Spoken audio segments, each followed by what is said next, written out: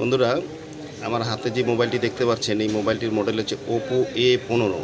মোবাইলটি ব্যবহার করার সময় হাত থেকে পড়ে গিয়ে ডিসপ্লেটি ফেটে গেছে। দেখতে পাচ্ছেন ডিসপ্লেতে ফেটে গেছে।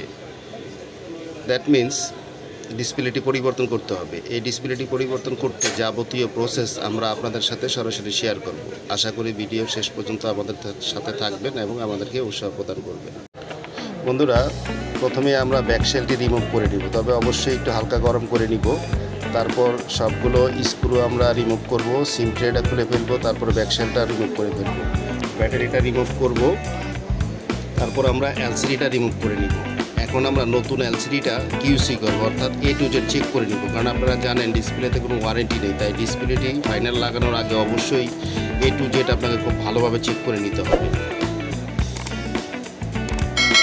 আমাদের সেটটা ওপেন হয়ে গেছে। এখন আমরা ট্রায়াল দিব। যদি ট্রায়ালে ডিসপ্লেটি আমাদের কাছে ভালো মনে হয় তাহলে আমরা ডিসপ্লেটি ফাইনাল লাগিয়ে দিব। ডিসপ্লেটি আমরা চেক করলাম, মোটামুটি ভালো মনে হচ্ছে। তবে পুরাতন ডিসপ্লেটি খোলার পর ফ্রেমটা ভালোভাবে পরিষ্কার করে নেবেন, যাতে নতুন ডিসপ্লেটা খুব ভালোভাবে সেট আপ হয়। ব্যাটারিটা বসিয়ে নিব, তারপর আমরা ফ্রেমটা লাগিয়ে দিলাম। সবগুলো স্ক্রু ভালোভাবে দেখে লাগিয়ে নেবেন, অনেক সময় স্ক্রু মিসিং হয়ে যায়। তারপরে ব্যাকশেলটা আমরা লাগিয়ে নিব।